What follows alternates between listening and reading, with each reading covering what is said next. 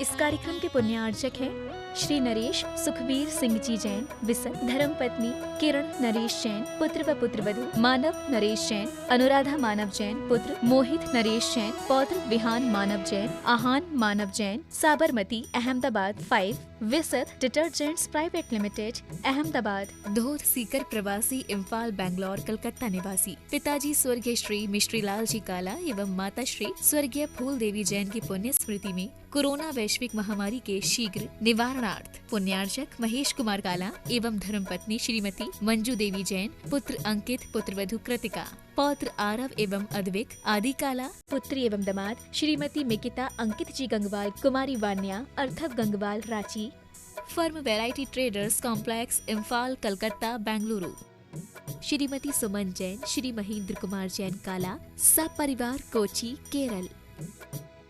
स्वर्गीय श्री नागराज सगरी की पुण्य स्मृति में 32 शेषाद्री रोड आनंदराव सर्कल बेंगलुरु, श्रीमती शोभा नागराज सगरी बेंगलुरु, पुत्री सौभाग्यवती रेखा मोहन कुमार वडकोद्रे, दामाद श्री मोहन कुमार वडकोद्रे, पुत्री सौभाग्यवती प्रतिभा सदन, दामाद श्री सदन कुमार बेंगलुरु, पुत्री सौभाग्यवती सची देवी रवि कड़बी, दामाद रवि कड़बी बेंगलुरु,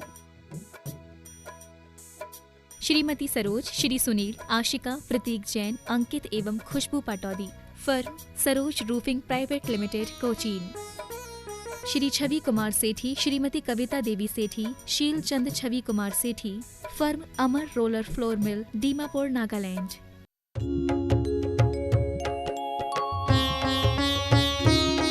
शंका समाधान। आदिदेवे खज्जाराट श्री पार्श्वनाथ भगवान की जय जय जय। बोलिए समन संस्कृति उन्नायक प्रातः स्मरणीय संत शिरोमणि परम पूज्य 108 आचार्य गुरुवर विद्यासागर जी महामुनिराज की जय जय जय। बोलिए गुणायतन प्रणीता शंका समाधान प्रवर्तक भावना योग प्रवर्तक प्रखर वक्ता परम पूज्य 108 मुनिवर श्री प्रमाण सागर जी मुनिराज की जय जय जय। बोलिए परम पूज्य 108 मुनिवर श्री अरहत सागर जी मुनिराज की जय जय जय। प्रिय बंधुओं, शाश्वत श्री क्षेत्र सम्मेद शिखर जी स्थित गुणायतन परिसर में आयोजित आज के शंका समाधान के कार्यक्रम में यहाँ उपस्थित स्थानीय श्रद्धालुओं का तथा उन सभी दर्शकों, श्रोताओं और श्रद्धालुओं का जो घर बैठे आज यहाँ के शंका समाधान के कार्यक्रम का सीधा प्रसारण जिनवाणी चैनल या प्रमाणिक ऐप के माध्यम से देख सुन आनंद ले रहे हैं, उन सबों का मैं गुणायतन एवं श्री सेवायतन परिवार की ओर से हार्दिक हार्दिक अभिनंदन करता हूँ। मैं आपको लिए चलूँ शंका समाधान की ओर। इसके पूर्व प्रतिदिन की तरह आज भी सर्वप्रथम हम लोग पूज्य देव के चरण कमलों में त्रिबार नमोस्तु निवेदित करते हुए उनके मंगलमय आशीर्वाद से को अपने को अभिषिक्त करके साथ करेंगे। तो हाथ जोड़िए, मस्तक झुकाइए, बोलिए मेरे साथ, नमोस्तु गुरुदेव, नमोस्तु गुरुदेव, नमोस्तु गुरुदेव।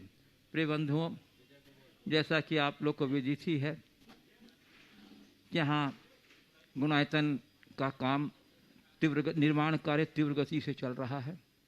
मैं आपको बताना चाहता हूँ कि अनेकों कुशल शिल्पी अहरनिश यहाँ गुणायतन को मूर्त रूप देने में लगे हुए हैं। गुणायतन के संबंध में एक बात मैं आपको बताना चाहता हूँ कि अपने ढंग का एक अनूठा और इकलौता आयतन है, जिसमें आप देखेंगे आधुनिक तकनीक के माध्यम से आत्मा से परमात्मा का संपूर्ण जीवन दर्शन, मिथ्या दृष्टि से लेकर के सिद्ध अवस्था तक की जीवंत झांकी आप देखेंगे। जैन दर्शन में वर्णित 14 गुण स्थानों का सजीव चित्रण आप देखेंगे। बोलता हुआ समय स्वरण आप देखेंगे। समस्वरण की साक्षात प्रतिकृति, भगवान का श्री विहार, भगवान का मोक्ष गमन, संपूर्ण जैन धर्म की जीवंत व्याख्या। ऐसा अनुपम आयतन कोई दूसरा अभी तक तो है नहीं। बंधुओं, निश्चय ही बड़े सौभाग्यशाली होंगे जो ऐसे गुणायतन से जुड़ करके अपने सौभाग्य की श्रीवृद्धि करेंगे। ये गुणायतन के ये जितने दृश्य मैंने बताए हैं, जब आप देखेंगे तो आप रोमांचित हुए बिना नहीं रहेंगे। और वह रोमांच न जाने कितनों के सम्यक दर्शन का प्रबल निमित्त बनेगा, कितनों के सम्यक दर्शन की वृद्धि में निमित्त बनेगा। तो ऐसे सम्यक्तोपादक सम्यक वर्धक गुणायतन से जुड़ करके अपने सौभाग्य की श्रीवृद्धि कीजिए, अपनी संचार लक्ष्मी सदुपयोग कीजिए। इसके लिए मैं आपसे निवेदन करता हूं कि आप गुणायतन कार्यालय से संपर्क करके इसकी विभिन्न सदस्य योजना से परिचित होते हुए अपने मनपसंद योजनाओं से जुड़ करके हमारा हाथ मजबूत करें। आपका उदारतापूर्ण सहयोग हमें गुणायतन को शीघ्र ही साकार रूप दे करके पूर्ण करने में सहयोग बनेगा। हम आपके उदारतापूर्ण सहयोग का बहुत बहुत आभार व्यक्त करते हैं, स्वागत करेंगे। चलिए मैं आपको लिए चलूं, पहले इसकी बता दूं कि आज हमारे पास कुछ सूचनाएं आई हैं जो गुणायतन से नए रूप में जुड़ने जा रहे हैं। और पहला नाम आया है हमारे पास, पूज्य 23 महाराज श्री का आज दीक्षा दिवस है, जिसमें हमारे संघस्थ मुनि श्री अरह सागर जी महाराज भी हैं, हाँ विश्व अजित संभव सागर जी आदि हैं। तो उनके दीक्षा उपलक्ष्य पर सूत्रधार के रूप में जुड़ रहे 1 लाख रुपए की राशि देकर श्रीमती कमलाबाई, सौभाग्यकांक्षी सुरेखा, अशोक लवाड़े, सारिका अजय लवाड़े, अनुष्का, विपुल चंदन, रजनी लवाड़े, भूमि, सिद्धांत, सौभाग्यकांक्षी चंपा विजय लवाड़े, सौभाग्यकांक्षी संगीता संजय लवाड़े, सौभाग्यकांक्षी संगीता नीलेश लवाड़े, जालना निवासी पुणे प्रवासी महाराष्ट्र श्री गंभीर मल जैन, श्रीमती प्रभा जैन, श्री प्रतीक जैन, श्रीमती रानू जैन कोटा। और दूसरा नाम बता रहा हूँ, ये सभी सूत्रधार बने हैं 1 लाख रुपये राशि देकर के। बोल दिया, श्री गंभीर मल जैन, श्रीमती प्रभा जैन, श्री प्रतीक जैन, श्रीमती रानू जैन कोटा राजस्थान। और बंधुओं अब निर्माण मित्र के रूप में जुड़ रहे हैं, जो पहले निर्माण निधि से अब वो थोड़ा आगे बढ़ करके निर्माण मित्र के रूप में जुड़ने जा रहे हैं 31,000 रुपये की राशि देकर के। ये हैं श्रीमती शोभा जैन, धर्मपत्नी स्वर्गीय प्रवीण कांचीन कोटी यदगिर से। और बंधुओं 11,000 रुपये की राशि देकर के निर्माण निधि के रूप में जुड़ रहे हैं श्री कमल कुमार जैन, श्रीमती मधुबाला सांवला भवानी मिंडी, श्री अशोक जैन, श्रीमती मधु जैन, सात्विक जैन सह परिवार गाजियाबाद उत्तर प्रदेश, श्रीमती शकुंतला सुभाष जैन, दयान संजय जैन मुंबई महाराष्ट्र, श्रीमती अनिता जैन, रविंद्र कुमार जैन अलीगढ़ उत्तर प्रदेश, श्रीमती पुष्पा जैन दिल्ली, श्रीमती मीना कांत, श्री कमल कांत, श्रीमती नेहा कांत नवी मुंबई। इस प्रकार जिन लोगों ने भी गुणायतन के साथ जुड़ करके अपने सौभाग्य की वृद्धि करी है, गुणायतन परिवार आपके प्रति आभार व्यक्त करता है और आपके उज्जवल और समृद्ध जीवन की कामना करता है। अब चलिए मैं आपको लिए चलता हूँ शंका समाधान की ओर। और प्रथम प्रश्न के लिए मैं रख रहा हूँ, गुरुदेव कानपुर से प्रश्न आया है, पंकज जैन कह रहे हैं, गुरुदेव जीवन एक है, काम बहुत सारे हैं, समय कम है, धर्म और कर्म दोनों का सही तालमेल कैसे हो? देखिए काम बहुत सारे हैं, समय कम है, जीवन एक है। धर्म और कर्म दोनों के मध्य समन्वय करने की बात है। मैं तो कहता हूँ धर्म करो, धर्म को कर्म समझो और कर्म को भी अपना धर्म मानो, समन्वय अपने आप हो जाएगा। आपको जो भी कर्म करना है उस कर्म में धर्म जुड़ा रहना चाहिए। धर्म के साथ यदि कर्म करोगे तो सत्कर्म होगा, खटकर्म नहीं। और यह सत्कर्म हमारे जीवन के उद्धार का निमित्त बनेगा। तो धर्म के साथ हम कर्म करें, यानी हर अपने आचार विचार व्यवहार में अहिंसा का, दया करुणा का और सात्विकता का, संयम का अगर हम ध्यान रखते हैं तो ये समझ लीजिएगा कि हमारे जीवन में कर्म में भी धर्म है। और धर्म को अपने जीवन का एक कर्तव्य माने। धर्म को केवल धार्मिक क्रियाओं तक सीमित न रखें, अपितु अपने प्रत्येक विचार और व्यवहार में उसे प्रतिबिंबित करने की कोशिश करें। जीवन में अपने आप सामंजस्य बैठ जाएगा। हमारे साथ दुविधा तब होती है जब हम धर्म को केवल धार्मिक क्रिया के रूप में देखते हैं, जबकि हमारे यहाँ धर्म केवल धार्मिक क्रिया के रूप में कभी व्याख्यायित नहीं किया गया। धर्म को अपने जीवन के आचार का एक अंग बताया गया, जिसे हमें अपने प्रत्येक विचार और व्यवहार में घटित करना चाहिए। कर्म में भी धर्म हो तो जीवन में कहीं कोई बाधा नहीं। पूज्य गुरुदेव अकोला महाराष्ट्र से श्री मंगेश जैन डावरे, इनका प्रश्न आज के प्रातःकालीन प्रवचन पर आधारित है। ये कह रहे हैं कि मेरी शंका यह है कि अगर किसी व्यक्ति के बारे में सच बात हम उनके अनुपस्थिति में दूसरे को बताएं तो क्या यह भी चुगली ही होगी? प्रत्यक्ष रूप से उनके को बताने से शायद उन्हें बुरा लगे और दूसरे व्यक्ति के माध्यम से उस बात को सही मायने में ले सकते हैं। कृपया समाधान करें। देखिए, वचन कोई भी बोलो, वचन से ज़्यादा महत्वपूर्ण उसके साथ जुड़े हुए संदर्भ है। आप किसी की कमी को, किसी के दोष को यदि उजागर कर रहे हैं तो उसके पीछे आपकी मानसिकता क्या है? सामने वाले की बुराई करना, उसे नीचे दिखाना, उसकी छवि खराब करना, तो इस उद्देश्य से किया गया कोई भी आचरण अधर्म माना जाएगा। लेकिन सामने वाले के हित की भावना से मन में सदाशय रखते हुए किसी ऐसे व्यक्ति तक आप अपनी बात एकांत में पहुंचा रहे हैं कि जिसकी बात सुनकर वह व्यक्ति अपने जीवन में सुधार ला सके, तो इसे चुगली या निंदा न कहकर इसे हिताकांक्षा कहूँगा। कई बार लोग, अब धर्म पत्नी है, पति की कोई कमी है, पति नशा करता है, अब पति के सामने बोल नहीं सकते और ये पता है कि महाराज जी अगर चाहेंगे तो छूट जाएगा। एकांत में आके हम लोगों से बोलते हैं कि महाराज जी बाकी सब कुछ ठीक है, अगर ये चीज़ सुधर जाए तो सोने में सुगंध आ जाए। तो यहाँ उनका भाव सामने वाले के हित का है। तो हिताकांक्षा से भरकर जब हम कोई काम करते हैं तो वह हमारे लिए बाधा नहीं बनती। पूज्य गुरुदेव, कटनी मध्य प्रदेश से सुरभि जैन, सतीश जी जैन, पाटन परिवार कह रहे हैं, गुरुदेव मनुष्य अपने शरीर का शुगर लेवल तो हर समय चेक करवाता रहता है, अपने जीव जिससे कि परेशानियां स्वयं ही समाप्त हो जाएं, हम भी खुश रहें, सामने वाला भी खुश रहे। कृपया समाधान कीजिए कि जीव की कड़वाहट को चेक करवाने का क्या उपाय है? बहुत अच्छा सवाल है। शरीर के शुगर लेवल को तो आप चेक करते हैं, जीव की कड़वाहट को चेक करने का क्या उपाय है? इसका बड़ा सरल उपाय है, ज़्यादा कुछ करने की ज़रूरत नहीं। जीव की कड़वाहट को चेक करना है तो अपनी कड़वी जनवान के द्वारा किए गए कार्यों के परिणामों को देख लो, समझ में आ जाएगा कि जीव की कड़वाहट का परिणाम क्या हुआ। और जब जब मन में अहम और उत्तेजना आने लगे, समझ लेना मेरे जीव में कड़वाहट आ रही है और ये जहर उगलेगी और ये हमारे लिए और सबके लिए नुकसानदेह होगी, यहाँ मुझे सावधान हो जाना चाहिए, उसकी चिकित्सा करनी चाहिए। यदि ये दृष्टि आ जाए तो सब ठीक होगा। पूज्य गुरुदेव, गोपालगंज सागर मध्य प्रदेश से श्रीमती किरण राजेश जैन, ये भी आज के प्रवचन पर अपना एक शंका रख रही हैं। गुरुवर, दुनिया में ऐसे अधिकांश लोग होते हैं जो किसी अवगुणी व्यक्ति के अवगुणों को उद्धृत करते हैं, अन्य लोगों को उसके अवगुणों से सतर्क करते हैं। यह प्रक्रिया अवगुणी व्यक्ति के सामने तो की नहीं जा सकती, उसके पीठ पीछे ही हो सकती है। तो क्या यह भी चुगली है? क्या परोक्ष रूप से आलोचना करना भी चुगली है? देखिए, अवगुणी के अवगुणों से सतर्क करने के पीछे यदि समाज का व्यापक हित है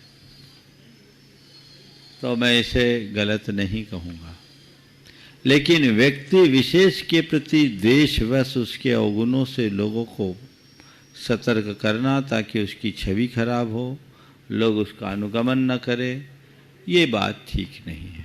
किसी व्यक्ति के प्रति घृणा या द्वेष प्रकट करने के लिए किया गया कार्य कतई उचित नहीं है, पर समाज के व्यापक हित में ऐसा कुछ कार्य किया जाता है तो वह स्वीकार की जा सकती है। पूज्य गुरुदेव, जसू जी का खेड़ा, श्री चंबलेश्वर जी राजस्थान से प्रवीण जैन कह रहे हैं, गुरुदेव एक दार्शनिक ने लिखा कि जिंदगी इतनी अच्छी होती तो हम रोते रोते नहीं आते, और आगे ये भी लिखा कि जिंदगी इतनी बुरी होती तो हम जाते जाते लोगों को रुला कर नहीं जाते। गुरुदेव, इन दोनों वाक्यों में किस प्रकार सामंजस्य बैठा? जिंदगी इतनी अच्छी होती तो हम रोते रोते नहीं आते, और जिंदगी इतनी बुरी होती तो हम रुलाते हुए लोगों को न जाते। देखिए, बात बिल्कुल सही है। जिंदगी है, न तो अच्छी है न बुरी। जब हमें जीवन मिलता है और हम रोते हैं तो केवल इसलिए रोते हैं क्योंकि हम अपने आप को अजनबी सा महसूस करते हैं, और जब हम किसी अनजान जगह में अपने आप को एकदम एकाकी महसूस करें तो मन में रुदन जैसा भाव आता है। बच्चा माँ के पेट से निकलता है और इस नए वातावरण को देखकर उसके मन में रुदन का भाव आता है। मुझे लगता है जिंदगी से अपरिचित रहने के कारण ही मन में रुलाई होती है। लेकिन जैसे जैसे व्यक्ति का जीवन आगे बढ़ता है वो जीवन को समझता है और जीवन को ठीक ढंग से जीना शुरू कर लेता है तो पूरे संसार में अपनी एक अलग पहचान बना लेता है। और ऐसे व्यक्ति के इस दुनिया से जाने पर लोग जरूर रोते हैं। तो हमें ऐसा ही करना है। नई जगह में आकर के रोने में कोई बुराई नहीं है, लेकिन नई जगह में अपनी ऐसी पहचान बना लो कि जब इस दुनिया से जाओ सारी दुनिया रोए, तुम्हें कुछ न रोना पड़े। पूज्य गुरुदेव, मुंबई महाराष्ट्र से लक्ष्मीलाल जवाहरलाल जी वगेरिया, अंधेरी वेस्ट मुंबई से कह रहे हैं, गुरुदेव मेरी जिज्ञासा यह जानने की है कि मन में निरंतर उद्विग्नता, परेशानी, टेंशन, तनाव को दूर कर निर्मल कैसे बनाएं? अपने मन को मलिन दुखी होने से कैसे बचाएं? जब व्यक्ति किसी बीमारी के असहनीय पीड़ा और दर्द में करा रहा है और ऐसे में उसे भेद विज्ञान करने को कहा जाए तो कितना सार्थक रहेगा? वह व्यक्ति उस समय भेद विज्ञान कैसे कर सकेगा? शायद यह सिर्फ थ्योरेटिकल ही कहलाएगा। कृपया समाधान। देखिए, अगर किसी व्यक्ति की शारीरिक और मानसिक स्थिति अनुकूल नहीं है या खासकर शारीरिक वेदना है और मन में तनाव है तो उस व्यक्ति को सीधे सीधे तत्वोपदेश देने की जगह धीरे धीरे उसके मन को उसके अनुकूल बनाना चाहिए और प्रिय संबोधनों के साथ, प्रिय वचनों के साथ उसे ऐसा संबोधन देना चाहिए जो उसके हृदय को झकझोर दे। जैसे मान लीजिए कोई व्यक्ति गंभीर रूप से बीमार है और पूरा शरीर वेदना से पीड़ित है, शारीरिक वेदना से पीड़ित है, उस व्यक्ति के पास जाओ और यदि उसकी चेतना सही है तो उससे प्यार से कहो कि देखो भाई, इस शरीर की दशा क्या हो गई। हमने जिस शरीर को जितने जतन से पाला पोसा, पल पल उसका ध्यान किया, आज उस शरीर की दशा क्या हो गई। शरीर अपना काम कर रहा है, हमें अपना काम करना है। शरीर अपना काम कर रहा है, हमें अपना काम करना है। डॉक्टर दवाई दे रहे हैं, परिचारक सेवा कर रहे हैं, लेकिन ये सब ऊपर की चीजें हैं, इसे हमें भूलना नहीं है। अपने आप को पहचानो। अपनी पीड़ा को हमें खुद को ही सहना होगा। हम तुम्हारे दर्द में साथ खड़े हो सकते हैं पर तुम्हारे दर्द को हम बांट नहीं सकते, चाह करके भी नहीं बांट सकते। ये जीवन की सच्चाई, इसे समझो और इस पीड़ा को खुद सहो। सहोगे तो अपने कर्म कटेंगे और यदि इसे न सहकर आकुल व्याकुल होगे तो और कर्म बंधेंगे। सहना तो दोनों ही स्थिति में है, इसलिए क्यों ना सहा जाए। और फिर ये सोचो, ये वेदना मेरे तन को है, मेरी आत्मा को नहीं। और फिर धीरे से उसके आत्मबोध को जगाओ और उससे पूछो कि भाई बताओ तुम हो कौन। तुम जानो कि मैं चेतन आत्मा हूँ, मैं देह नहीं चेतन हूँ, मैं आत्मा हूँ। इस तरह का मनोभाव उसके मन में धीरे से जगाओ और फिर भेद विज्ञान के स्मरण रखने की बात करे। उसके मन को ऐसे गुदगुदा के जगा दे कि उसका चित्त शरीर से हटकर अपनी आत्मा की तरफ लग जाए तो वह पीड़ा की अवस्था में भी अपने मन में प्रसन्नता घटित कर सकता है और आनंद ले सकता है।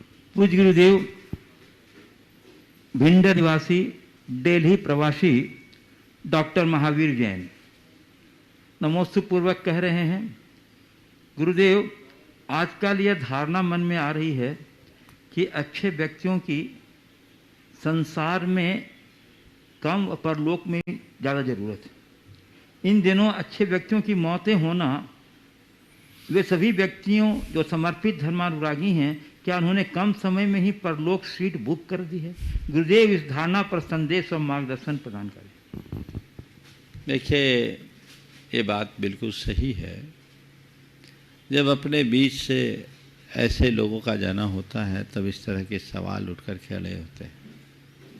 आपने कहा कि इस तरह से अच्छे लोगों का जाना इस बात का प्रतीक है कि उन्होंने परलोक में अपनी सीट बुक करा ली।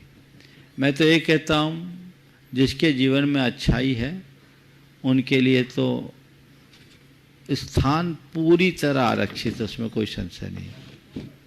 अब परलोक में उनकी ज़्यादा ज़रूरत है या कम मुझे नहीं मालूम, पर मैं तो यही मानता हूँ कि महत्वपूर्ण ये नहीं कि हमने कितना जिया, महत्वपूर्ण ये है कि हमने कैसा जिया। अल्प समय में भी अगर कोई व्यक्ति अच्छा जीवन जी ले और इस दुनिया से चले जाए तो उसने अपना जो करना था सो कर लिया और करके अपना काम कर लिया। मैं सब लोगों को कहूँगा इस तरह की घटनाओं को देखकर ये मत सोचो कि कोई असमय में चला गया, हमेशा ये सोचो कि किसी के समय का कोई ठिकाना नहीं। मेरा समय कब आ जाए कोई पता नहीं, किसका समय कब आए कोई पता नहीं। इसलिए हर पल जागरूक रहो, हर पल तत्पर रहो, हर पल सतर्क रहो, ताकि हमारी अपनी सुव्यवस्था होगी और अगर हम अच्छा करेंगे तो उसका परिणाम अच्छा ही होगा, इसमें कोई संशय नहीं। पूज्य गुरुदेव गौरव जैन, पार्श विहार, पटपड़गंज, दिल्ली से, जो गुणायतन के संरक्षक हैं, नमोस्तुपूर्वक कह रहे हैं, गुरुदेव जब हमारे प्रियजन का वियोग होता है जो अपने नियमों के प्रति दृढ़, देव शास्त्र गुरु के प्रति समर्पित हों, तो मन में अश्रद्धा व अविश्वास हो जाता है।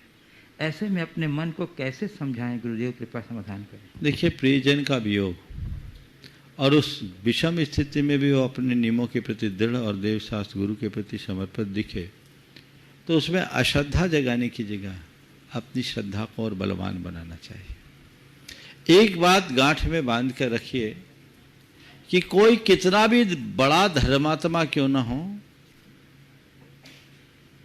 जन्म मरण उसके हाथ में नहीं है। धर्मी हो या अधर्मी, सबको एक दिन जाना है। सुख दुख जीवन मरण हानि लाभ सब विधि के हाथ है। धर्मात्माओं के जीवन में भी संकट आते हैं, धर्मात्मा के यहां भी, महापुरुषों के यहां भी बड़ी बड़ी विपदाएं आती हैं। आपको मैं बताऊं, आपने सुना होगा चक्रवर्ती की पुत्री अनंगसरा का अपहरण हो गया, 3000 वर्ष तक उसका कोई अता पता नहीं लगा। श्री कृष्ण नारायण उनके पुत्र प्रद्युम्न का जन्म के 6वें दिन अपहरण हो गया, 16 वर्ष तक उसका कोई अता पता नहीं लगा। खुद भगवान पारसनाथ के ऊपर 7 दिन तक भयानक उपसर्ग हुआ। पूरे पुराण भरे पड़े हैं उन महापुरुषों और पुण्य पुरुषों के जीवन गाथाओं से, जिनके जीवन में ढेर प्रकार के उतार चढ़ाव आए और बड़ी बड़ी विपत्तियों का सामना करना पड़ा। महान महान मुनिराजों ने भयानक भयानक उपसर्गों को सहा है। वे धर्मात्मा थे, इसमें कोई संशय नहीं, लेकिन कर्म तो सबको भोगना ही पड़ता है। गज कुमार मुनिराज कितने अल्प उम्र में चले गए, कितना भयानक उपसर्ग हुआ। सुकुमार कितने अल्प उम्र में चले गए, कितना भयानक उपसर्ग हुआ। सुकौशल कितने अल्प उम्र में चले गए, कितना भयानक उपसर्ग हुआ। तो ये चलता जाता है। इन सब चीजों को देखो और एक बात का श्रद्धान रखो कि संसार के इन संयोगों को बदलना किसी के हाथ में नहीं है। हाँ, अगर मेरे अंदर धर्म हो, धर्म निष्ठा हो, तो इन विषम स्थितियों में भी मैं अपने धर्म मार्ग में स्थिर रह सकता हूं और मुझे रहना चाहिए। यही मेरा मार्ग है, इसी में मेरी भलाई है। जिस व्यक्ति के हृदय में धर्म के प्रति सच्ची श्रद्धा होती है, वह जीवन में आने वाले इन तमाम प्रकार के उतार चढ़ावों में स्थिरता रखने में समर्थ हो जाता है। उसके जीवन में ये 2 पंक्तियां हमेशा अनुगुंजित रहती है, होकर सुख में मग्न न फूलूं, दुख में कभी न घबराऊं, इष्ट वियोग अनिष्ट योग में सहनशीलता दिखलाऊं। तो वो उसे कुछ फर्क नहीं पड़ता, वह इन सब चीज़ों से ऊपर उठ जाता है और अपने जीवन का पथ प्रशस्त कर लेता है। तो अपने जीवन को ऐसे ही ऊंचाई की ओर बढ़ाना चाहते हो, श्रद्धावान रखो। यदि कोई प्रियजन धर्मनिष्ठ हो, नियम में निष्ठ हो, देव शास्त्र गुरु के प्रति समर्पित हो, तो उसे देखकर ये मत सोचो कि अरे इतना समर्पण का क्या फल मिला। उसे देखकर ये सोचो कि इस समर्पण ने उस व्यक्ति को अपने नियमों को निभाने में अंतिम समय तक ताकत दी। और ये मत सोचना कि जो धर्मी होते हैं वही इस दुनिया से जा रहे हैं। धर्मी तो इक्का दुक्का होंगे, अधर्मियों की तो लाइन लगी है। बस इतना ही है, इस दुनिया से जाओ तो कुछ ले करके जाओ, खाली जाने की स्थिति ना हो, ये ध्यान रखो। पूज्य गुरुदेव, एलोरा महाराष्ट्र से जयश्री जयचंद पाटनी कह रहे हैं, महाराज जी आज कोरोना की दौर में कोरोना की वजह से लिमिटेड लोग बुलवाने का चलन हो गया है। मैं कहूँगी यह तो समय की मांग है, पर सच देखा जाए तो अपने सुख दुख में शामिल होने वाले इतने ही लोग होते हैं। तो भविष्य में भी लिमिटेड लोगों के साथ कार्य करें तो कुछ दिक्कत आ सकती है क्या? करें तो क्या फायदे हो सकते हैं और न करें तो क्या नुकसान हो सकता है? देखिए, हमें हर कार्य हर व्यवहार देश काल की परिस्थिति के अनुरूप करना चाहिए। अभी लिमिटेड रूप में काम करने में आपकी शोभा है, लेकिन जब आवश्यकता हो व्यापकता की और आपने अपने आप को लिमिटेड कर दिया तो आपकी संकीर्णता कहलाएगी। इसलिए हमेशा समय काल की परिस्थितियों को देखते हुए निर्णय लेना चाहिए, तदनुरूप अपना व्यवहार बनाना चाहिए। पूज्य गुरुदेव, नोएडा उत्तर प्रदेश से अविष्का पांड्या कह रही हैं, महाराज जी मैं अंकिता सौरभ पांड्या की छोटी बेटी हूँ। टीवी पर आपका प्रवचन और शंका समाधान दादा दादी के साथ निरंतर देखती हूँ, पर महाराज जी मुझे समझ में यह बात नहीं आता है कि आपके हर प्रश्न का जवाब 4 बातों पर ही खत्म होती है। क्या बातें 3 या 5 नहीं हो सकती है? मैंने दादा से पूछा तो बोले गुरुवर ही बता सकते हैं। तो महाराज जी मेरी जिज्ञासा समाधान। देखिए, बात ऐसी है, बातें तो एक बात में भी पूरी हो सकती है, 2 में भी, 3 में भी, 4 में भी, 10 में भी। पर मैं 4 बातें इसलिए बोलता हूँ कि हमारी 4 बातें सुनोगे तो अन्य किसी की 4 बातें सुनने की नौबत नहीं आएगी। और दूसरी बात, 4 हमारे अनुयोग हैं। हम अपने अनुयोगों को देखें जो 4 वेद के रूप में है, तो भगवान की वाणी भी 4 अनुयोगों के रूप में है, और हम तो भगवान की वाणी का ही एक प्रकार से प्रचार करते हैं। तो वह 4 रूप में हो तो कोई हानि नहीं। मुझे लगता है हमारे जीवन के 4 चरण हैं, उन 4 चरणों में अगर हम 4 बातें करें तो अपने जीवन में व्यापक बदलाव ला सकते हैं। बचपन, यौवन, प्रौढ़ावस्था और बुढ़ापा, ये जीवन के जैसे 4 चरण हैं, वैसे ही हम अपने बातों को 4 के साथ जोड़ें। हमारे जीवन के कल्याण के लिए 4 पुरुषार्थ बताए गए हैं, हम 4 पुरुषार्थ की तरह 4 बातों को अपने साथ जोड़ें। जीवन के लिए धार्मिक आचरण में 4 आश्रम की व्यवस्था बताई। अपने जीवन को कृतार्थ करने के लिए हम 4 बातें लें। तो ये 4 हैं, और 4 बातें सुनकर अपने जीवन में 4 चांद लगा ले तो इससे अच्छी बात और क्या हो। पूज्य गुरुदेव, अजमेर राजस्थान से श्रीमती मंजू राकेश पाटनी कह रहे हैं, गुरुवर छोटी सोच हमेशा शंका को जन्म देती है और बड़ी सोच समाधान को। तो गुरुवर हम हमारी छोटी सोच को बड़ी सोच में कैसे बदलें ताकि हम संयम से रहना और दूसरों के और दुखों को सहना सीख सकें? छोटी सोच को बड़ी सोच में कैसे बदलें ताकि हम संयम से रहना और दुखों को सहना सीख सकें। देखिए, छोटी सोच को बड़ी सोच में बदलने के लिए 4 बातें कहूँगा। सबसे पहले, अपनी सोच को बड़ी करने के लिए हमें ऐसे लोगों की संगति करनी चाहिए जिनकी सोच बड़ी हो। बड़ी सोच के लोगों की संगति करने में उनके साथ उठने बैठने से हमारी सोच पर व्यापक प्रभाव पड़ता है। दूसरी बात, ऐसे मनुष्य के जीवन चरित्र को पढ़ें जिन्होंने अपनी सोच के बदौलत, अपनी बड़ी सोच के बदौलत अपने जीवन को काफ़ी ऊंचा उठाया है और हम सब के लिए एक बड़ा आदर्श उपस्थित किया है, तो हम उनके प्रति ऐसा सोचें।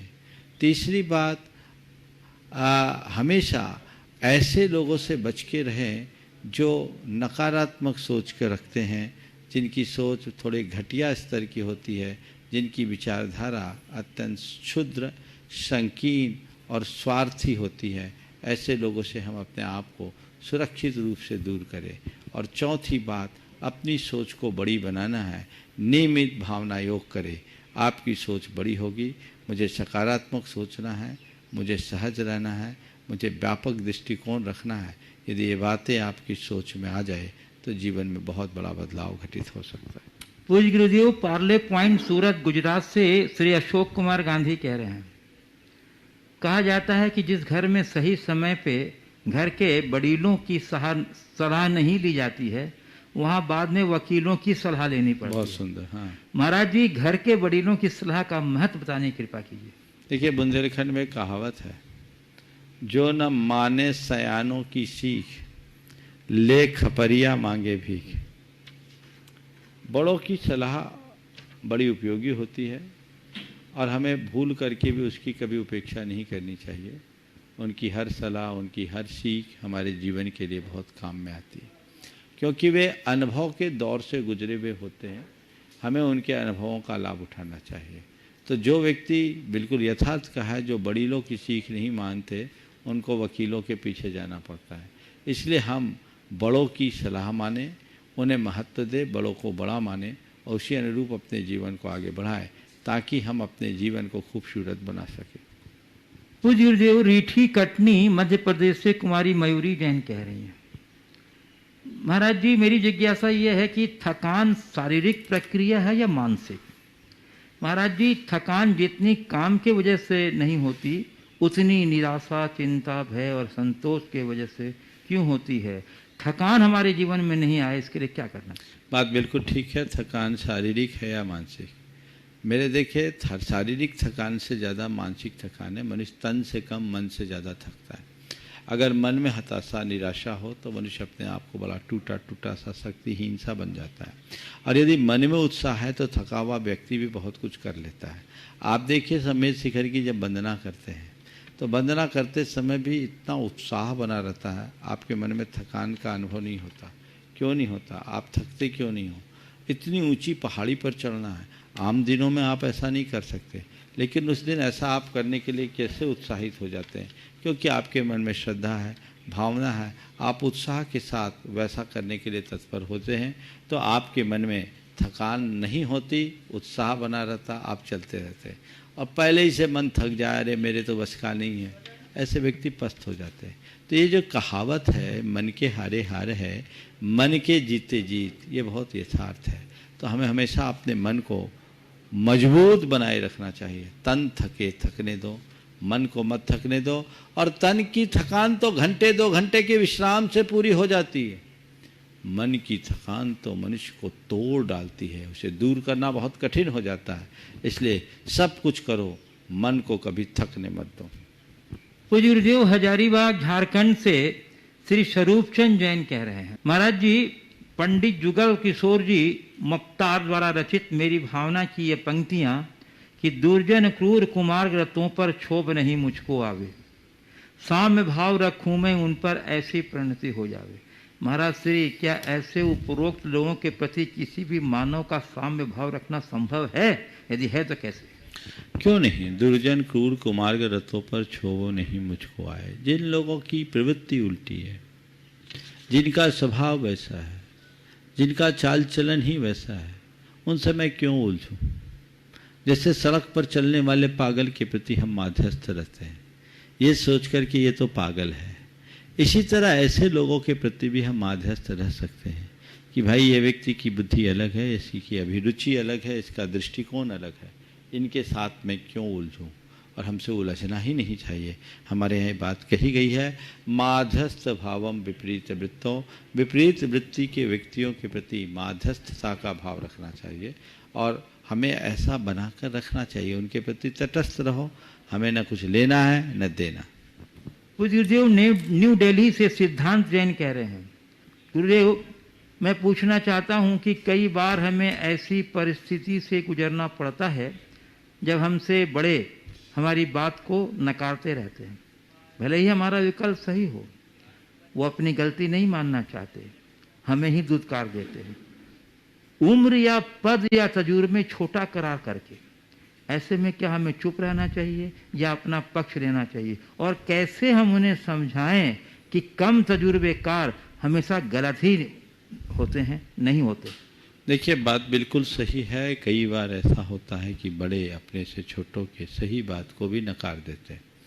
हालांकि बड़ों को चाहिए कि छोटों की अच्छी बात को स्वीकार कर ले, लेकिन छोटों को मैं कहूँगा कि ऐसा कभी होता है तो उसको लेकर व्यथित और विचलित ना हो। वे बड़ों का मान रखते हुए विनम्रता के साथ अपनी बात रख सकते हैं, और उसको रखने के लिए थोड़ा धैर्य रखना होगा, अवसर की प्रतीक्षा करें। जब उचित अवसर दिखे तो धीरे से उसका एहसास कराते हुए उन तक बात कहें, तो सामने वाला उस बात को स्वीकार कर सकता है। एक बात मैं कहूँगा कि बड़ों से कभी भी बात हो, यदि वो कुछ कहे और वो गलत लगे तो सीधे सीधे आप मत कहिए कि ये गलत है, इससे उनका बहुमान घटता है। हमें बड़ों का बहुमान पहले सुरक्षित रखना चाहिए और उनसे कहे ठीक है, आपने जो कहा वो सही है, पहले उनको एक्सेप्ट करो, ठीक है ठीक है ठीक है। इसके बाद थोड़ी देर बाद कहो कि ठीक है, आपने ऐसा कहा है, मैं करूँगा, लेकिन मुझे इसमें ये कठिनाई दिख रही है, मुझे इसमें ये कठिनाई दिख रही है, इस कठिनाई का आप रास्ता मुझे बता दो, आप बताओ। देखो, सामने वाला उसको देखेगा कि नहीं ये बात ठीक है, तार्किक तरीके से कहेगा तो उसका रास्ता भी निकल जाएगा। तो ये ऐसा एक रास्ता है जिससे हम तालमेल बना सकते हैं। पूज्य इंदौर मध्य प्रदेश से महेंद्र जैन पत्रकार कह रहे हैं, महाराज श्री, रिश्ते निभाने के लिए दिमाग में बुद्धि से अधिक दिल में शुद्धि की आवश्यकता होती है। क्या बात है महाराज जी, परिस्थितियों ने रिश्तों में दिल के बजाय दिमाग का उपयोग अधिक कर दिया है। महाराज जी, किस प्रकार रिश्ते बचे रहें और मानवता भी शर्मसार न हो, कृपया मार्गदर्शन। दिमाग की वृद्धि की जगह दिल की शुद्धि जरूरी है, बात यथार्थ है। रिश्ते दिमाग से नहीं दिल से चलते हैं, पर विडम्बना है आज लोग दिल को गौन करके दिमाग का काम करना शुरू कर दिया, और जब से दिमाग हम पर हावी हुआ, बढ़ते हुए बुद्धिवाद ने हमारे जीवन के आंतरिक व्यवस्था को लीन लिया है। इसलिए हमें हमेशा अपने रिश्तों को भावनात्मकता के साथ जोड़ना चाहिए। जब भी ऐसी बात आए तो अपनी मानसिकता को बदलनी चाहिए, वहाँ दिमागी जोड़ घटाव न लगाकर भावना के साथ अपने जीवन को आगे बढ़ाना चाहिए। जिनके जीवन में भावनात्मकता होती है उनके रिश्ते अपने आप मधुर बनते हैं। पूज्य गुरुदेव, कटनी मध्य प्रदेश से श्रीमती लक्ष्मी जैन, प्रांतीय प्रभारी महिला परिषद, कह रही हैं, मैंने आपकी एक युक्ति पढ़ी थी, उसमें आपने कहा था कि गुरु से अनुराग की अपेक्षा गुरु के गुणों से अधिक प्रेम करो। तो गुरुदेव, क्या गुरु से अनुराग में गुणों का अनुराग निहित नहीं है? कृपया समाधान। देखिए, आपने वाक्य को अधूरा पढ़ा। गुरु चरणों से अनुराग रखने की अपेक्षा गुरु के गुणों से अनुराग रखना ज़्यादा श्रेयस्कर है।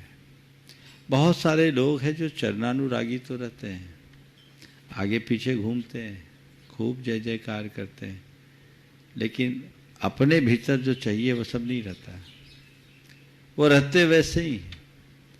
एक व्यक्ति है जो कदाचित गुरु के निकट नहीं आ पा रहा है, लेकिन उसके लिए गुरु के हर वचन ब्रह्म वाक्य है। किसको अच्छा कहेंगे? जिसके हृदय में गुरु पूर्ण आदर्श है, जो गुरु का अनुकरण कर रहा है, किसे अच्छा कहेंगे? दूर जाने दीजिए। एक पिता के दो बेटे हैं, एक वो है जो 24 घंटे साथ रहता है पर बात एक भी नहीं मानता, और दूसरा है जो महीना 15 रोज में एक बार आता है, बात एक भी नहीं उठाता, हर बात पूरी करता है। बताओ, एक पिता के ऐसे दो संतान में आप किसको पसंद करोगे? 24 घंटे साथ रहकर बातों को काटने वाले को, या कभी कभार आने के बाद भी बात मानने वाले को? तो गुरु चरणानुराग गुरु के प्रति केवल भौतिक लगाव है, और गुरु के गुणों से अनुराग गुरु के प्रति आंतरिक लगाव है। जीवन का उद्धार केवल भौतिक लगाव से नहीं होता, आंतरिक लगाव से होता है। ये बात सही है, जिनका आंतरिक लगाव होता है उनका भौतिक लगाव भी दिखता है, भौतिक अनुराग भी दिखता है। लेकिन कदाचित ऐसा न भी हो तो आंतरिक लगाव उसके जीवन में एक नई ऊंचाई प्रकट कर देता है। पूज्य गुरुदेव, सेलू परभणी महाराष्ट्र से श्रीमती पुष्पा सुभाष काला कह रही हैं, गुरुदेव हृदय से जो दिया जाता है वह हाथ से नहीं दिया जाता, मौन से जो कहा जाता है वह शब्दों से नहीं कहा जाता। संबंधों को समय की नहीं समझ की जरूरत है। तो स्नेह का धागा और संवाद की सुई उधरते रिश्तों की तुरपाई करती है। यह संस्कार परछाई की तरह हमारे साथ रहे, उसके लिए हमें क्या करना चाहिए? बस इन वाक्यों को रोज घोटते रहो। ये जो वाक है, बहुत बड़े बोध वाक, इन्हें अपने जीवन का आदर्श बनाओ, सारा काम हो जाएगा। बीना मध्य प्रदेश से श्रीमती पुष्पलता जैन कह रही हैं गुरुदेव कि दूसरे के अनुशासन में रहना या आत्म अनुशासन में रहना दोनों कठिन है। इन दोनों में कौन अधिक कठिन है? देखिए, दूसरों के अनुशासन में रहना, आत्म अनुशासन में रहना, दोनों में कठिन कौन है? मैं तो कहूँगा कि दूसरों के अनुशासन में रहना कठिन है, आत्मानुशासन में रहना बहुत अच्छा है।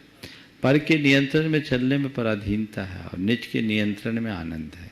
आत्मानुशासन में लय है और परानुशासन में बंधन। मैं आमंत्रित कर रहा हूँ जो उपस्थित हैं जिज्ञासु, मैं प्रथम प्रश्न के लिए गुणायतन के सीईओ श्री सुभाष जी को आमंत्रित कर रहा हूँ और वो आ रहे हैं। उसके पूर्व 12 राजस्थान से मुकेश साधना गंगवाल कह रहे हैं, महाराज जी बड़ों की छत्र छाया ही हमारी संस्कृति और संस्कार है, बोझ नहीं है, हमारा सुरक्षा कवच है।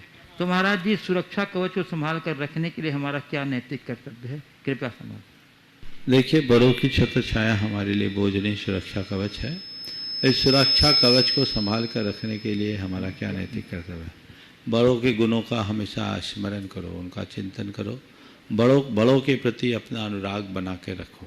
यदि अनुराग बना रहेगा, गुणानुराग बना रहेगा, उनके उपकारों का स्मरण होगा, तो हम कभी उनको अपने से अलग नहीं कर पाएंगे। बड़ों के प्रति उपेक्षा का जो भाव होता है, उनका अनादर और उनकी जो अवज्ञा होती है, केवल इसलिए होती है कि हमारे मन में उनके उपकारों का स्मरण नहीं होता। कदाचित हम उनके उपकारों को याद करें तो कभी ऐसा ना हो। हाँ, श्री गुण सुभाष जी जैन, सीईओ सह संयुक्त महामंत्री गुणायतन, और उसके बाद तैयार रहेंगे राजकुमार काला हजारीबाग। परम श्रद्धेय मुनिद्वय के चरणों में शाश्वत नमन। गुरुदेव, कुछ दिनों पहले आपने आत्मा की तुलना बिजली से की थी, इलेक्ट्रिसिटी। जिस प्रकार से तार के अंदर बिजली रहती है, उसी प्रकार से शरीर के अंदर या पर्याय के अंदर आत्मा रहती है और बुद्धि अदृश्य होती है, दिखती नहीं है, लेकिन एनर्जी पूरी उसी के अंदर है। तो गुरुदेव, ये तो बहुत अच्छी बात समझ में आ गई, लेकिन अब एक थोड़ा सा प्रश्न मन में आता है कि उसी आत्मा में जो बिजली के रूप में या एनर्जी के रूप में है, अदृश्य है, चेतन स्वरूप है, जिसमें रूप रस गंध नहीं है, उसमें जो कर्म जो कि पुद्गल रूप है, जिसमें रूप रस गंध आकार सब है, शायद आकार भी होता होगा, तो वो कैसे चिपक जाते हैं और ये कैसे इस परिभाषा में आपस में मिलते हैं? बहुत अच्छा एक दार्शनिक सवाल है आपका।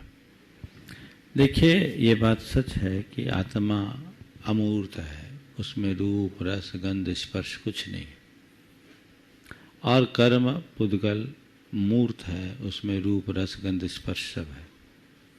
लेकिन इस अमूर्त आत्मा के साथ कर्म का जो बंध है, ये अनादि से है। आत्मा अमूर्त लक्षण से होने के बाद भी संसार की एक भी आत्मा ऐसी नहीं है जो अनादि से अमूर्त रही हो।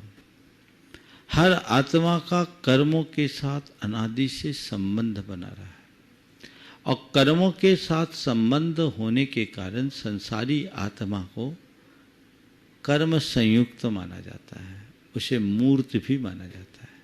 तो आत्मा के साथ कर्म पहले से जुड़े हैं और कर्म के साथ कर्म जुड़ जाते हैं, और आत्मा और कर्म का एक क्षेत्रावगाही संबंध हो जाता है। इसलिए ऐसा चलता है।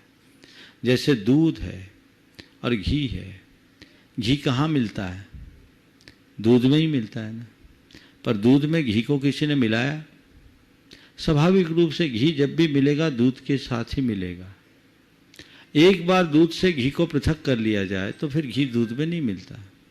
इसी तरह आत्मा जब भी प्राप्त हो मूल रूप से वो कर्म सहित ही है।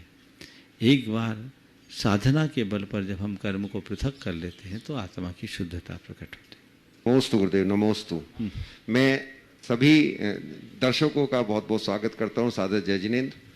गुणायतन का निर्माण कार्य बहुत अच्छे प्रकार से प्रगति पर है और गुरुदेव के आशीर्वाद से हम लोग अपने जो 4 प्रोजेक्ट, बड़े प्रोजेक्ट यहाँ पर चल रहे हैं, सहसकूट जिनालय, हमारा मुख्य मंदिर, थीम पार्क और साधना वास्तिका, जो कि त्यागीवृत्ति आश्रम के रूप में हम लोग निर्मित कर रहे हैं।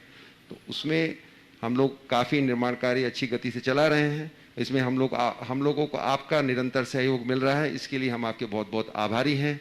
कई सदस्य भी नित्य प्रति हमारे साथ जुड़ रहे हैं, उनका हम बहुत बहुत स्वागत करते हैं। हमारे पुराने सदस्य भी हमको बहुत सहयोग दे रहे हैं, उनका भी बहुत बहुत धन्यवाद करते हैं। अभी और भी हम आप सबसे प्रार्थना करेंगे कि बाकी जो संकल्पित राशि है वो अगर जल्दी से जल्दी भेजी जाए तो ये हमारे कार्यों में गति प्रदान करेगा और हमारे लिए एक संबल होगा। जो भी राशि भेजी जाती है कई बार उसकी डिटेल्स हमारे कार्यालय में नहीं मिल पाती है, जिसके कारण वो राशि पेंडिंग पड़ी रह जाती है, सस्पेंस में रह जाती है। मेरा निवेदन है, जो भी सदस्य हमारे या किसी प्रकार की भी दान राशि कोई गुणायतन बैंक अकाउंट में जमा करते हैं तो कृपया अपना नाम, पता, मोबाइल नंबर, राशि और राशि का मद अवश्य हमारे कार्यालय में उपलब्ध करा दें, भेज दें, चाहे ईमेल के द्वारा या फिर व्हाट्सएप के द्वारा। ये नंबर पट्टी पर चल रहे हैं हमारे गुणायतन कार्यालय के, इस पर ही व्हाट्सएप किया जा सकता है। बहुत बहुत धन्यवाद। पुणे श्री राजकुमार जी काला, हजारीबाग और शिवाचार्य रहे गुणायतन के शिरोमणि संरक्षक परिवार से श्री प्रत्युष जैन कन्नौज। गुरुदेव के चरणों में सत वंदन, सत नमन। गुरुदेव, आज हमारा जैन समाज अपने आचार विचार, अपनी समृद्ध परंपराओं से विमुख होता जा रहा है। ये समझ में नहीं आता है कि क्या होगा। इस संदर्भ में गुरुदेव क्या दिशा निर्देश देना चाहेंगे? एक समय था कि हमारा जैन समाज देश जैनेतर समाज में उचित सम्मान मिलता था जैनियों को, लेकिन आज वो स्थिति दिखती नहीं है। गुरुदेव, इस संदर्भ में आप क्या दिशा निर्देश देंगे कि लोग अपने समृद्ध परंपराओं में वापस आ सकें? बात बिल्कुल यथार्थ है। जैनियों की परंपरा बड़ी समृद्ध रही और उसी के कारण जैनों का समाज में एक अतिरिक्त सम्मान भी था। वर्तमान के इस विषम दौर में जब से अब संस्कृतियों का प्रसार हुआ है, संपूर्ण भारत की संस्कृति प्रभावित हुई और भारत की संस्कृति प्रभावित होने के कारण सभी समाजों के वर्ग का पतन हुआ है। ये सब बढ़ते हुए उपभोक्तावादी सोच का कुपरिणाम है। हम जैनों के बीच गिरते हुए आचार प्रचार को देखते हैं, पर यथार्थ देखा जाए तो समाज का हर वर्ग नीचे आ रहा है। आज कुएं में ही भांग पड़ी वाली दशा है, हर कोई प्रभावित है। उसके पीछे आज का वातावरण, आज की सोच है और उस सोच के कुपरिणाम से लोगों का बहुत तेजी से पतन हो रहा है। ऐसे मौके पे हमें सबसे बड़ी ज़रूरत है सांस्कृतिक निष्ठा को जगाने की, लोगों के दिल दिमाग में ये बात बिठाने की कि हम जब तक अपनी संस्कृति के प्रति निष्ठावान नहीं होंगे, जब तक हम संस्कृति के उपासक नहीं बनेंगे, अपने जीवन को विकृति से बचा नहीं सकेंगे। हमारी संस्कृति हमें हमारी प्रकृति से जोड़कर हमारी जीवन की उन्नति कराती है।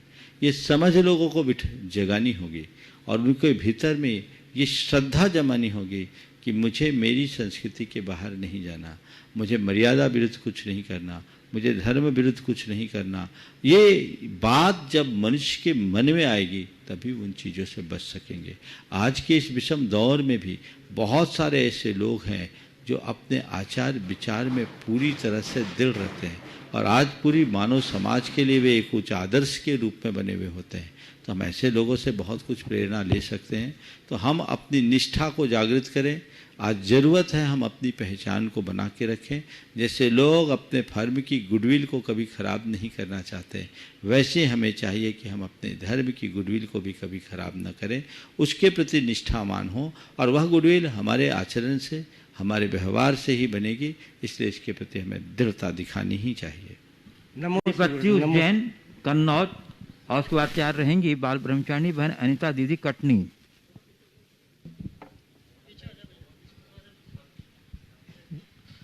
नमोस्तु नमोस्तु नमोस्तु गुरुदेव। गुरुदेव, मेरा प्रश्न है कि गंधोदक को लगाने का उचित स्थान क्या है, और जो मंदिर में जो तस्वीरें टंगी हुई होती हैं जो अन्य भगवान की होती हैं, मतलब मुनि महाराजों की होती हैं, क्या हमें उन्हें नमस्कार करना चाहिए मंदिर के अंदर? देखिए, गंधोदक को उत्तम अंग में लगाना चाहिए। यद्यपि कुछ जगह ऐसा है कि पूरे शरीर में भी गंधोदक लगाने की बात है, लेकिन उत्तम तो यही है कि हम उत्तम अंग में लगाएं, मस्तक पर लगाएं, सबसे अच्छा है। इसे पवित्र मानकर जहाँ तक मंदिरों में रखी जाने वाली तस्वीरों को नमन का सवाल है, तस्वीर को नमन मत करें। तस्वीर देखकर उन्हें याद करें, उनकी तस्वीर अपने हृदय में उतारें और उन्हें नमन कर लें। तस्वीर उसमें निमित्त बन सकता है। हम तस्वीरों को नहीं पूछते, हम मूर्तिमान को पूछते हैं।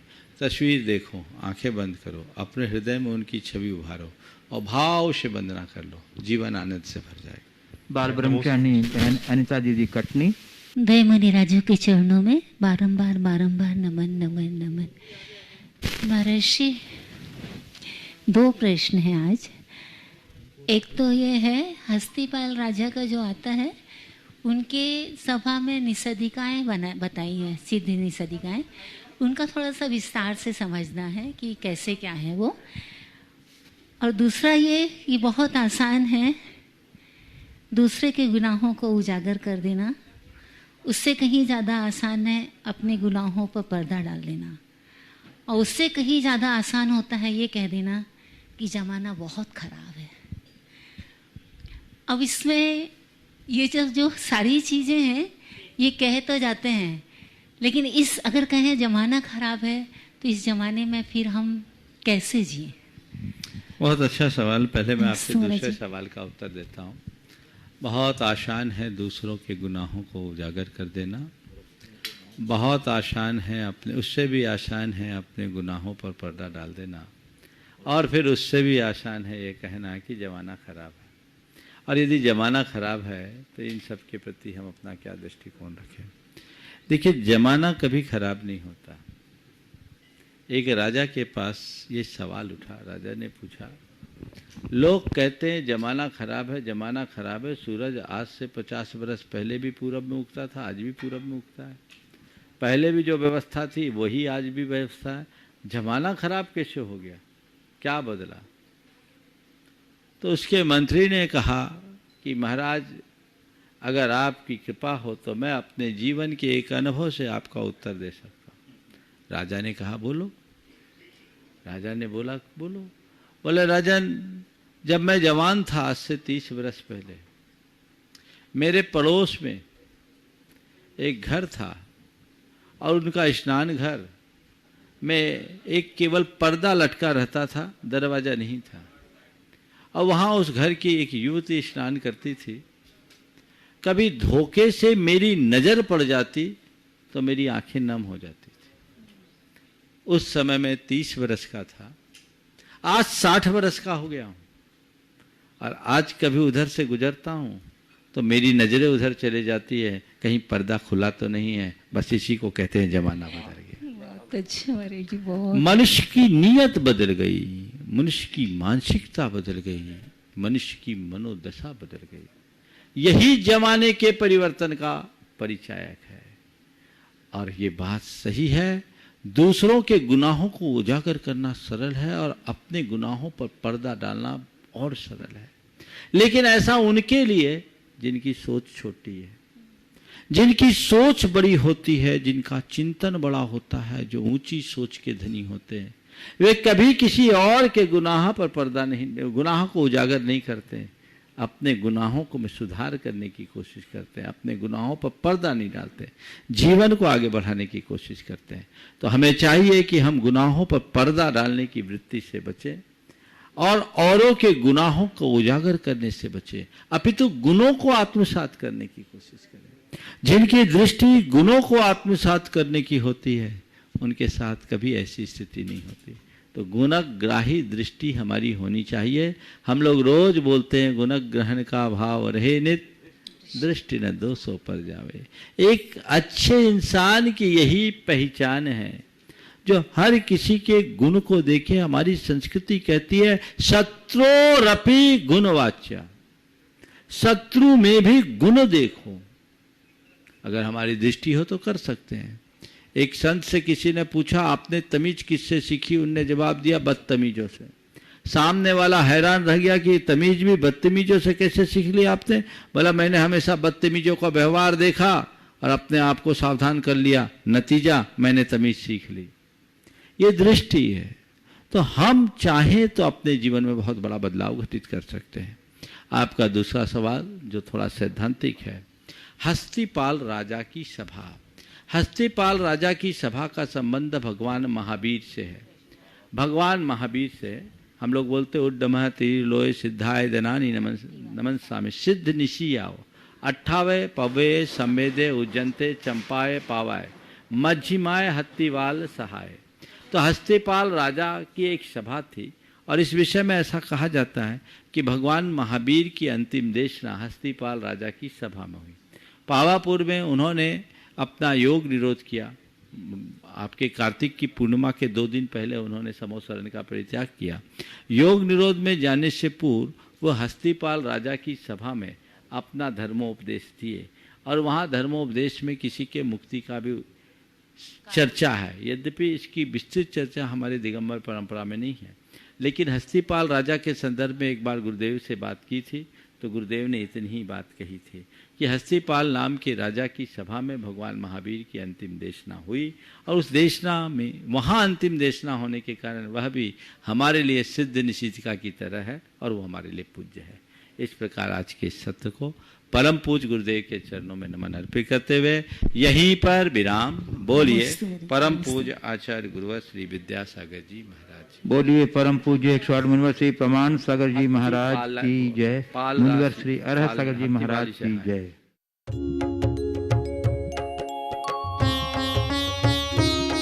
शक का समाधान।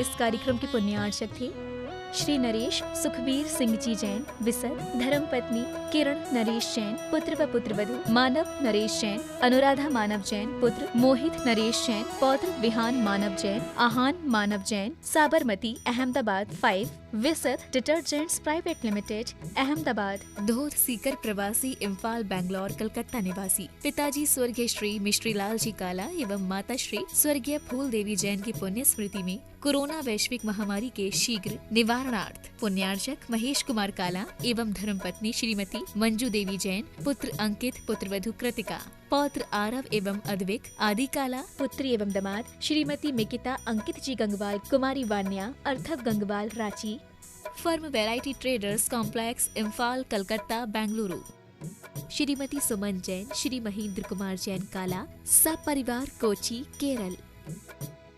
स्वर्गीय श्री नागराज सगरी की पुण्य स्मृति में 32 शेषाद्री रोड आनंदा राव सर्कल बेंगलुरु, श्रीमती शोभा नागराज सगरी बेंगलुरु, पुत्री सौभाग्यवती रेखा मोहन कुमार वडकोद्रे, दामाद श्री मोहन कुमार वडकोद्रे, पुत्री सौभाग्यवती प्रतिभा सदन, दामाद श्री सदन कुमार बेंगलुरु, पुत्री सौभाग्यवती सची देवी रवि कड़बी, दामाद रवि कड़बी बेंगलुरु, श्रीमती सरोज, श्री सुनील, आशिका, प्रतीक जैन, अंकित एवं Khushboo Pataudi, firm Saroj roofing private limited Cochin, Shri Chhavi Kumar Sethi, Shrimati Kavita Devi Sethi, Sheel Chand Chhavi Kumar Sethi, firm Amar roller flour mill, Dimapur Nagaland.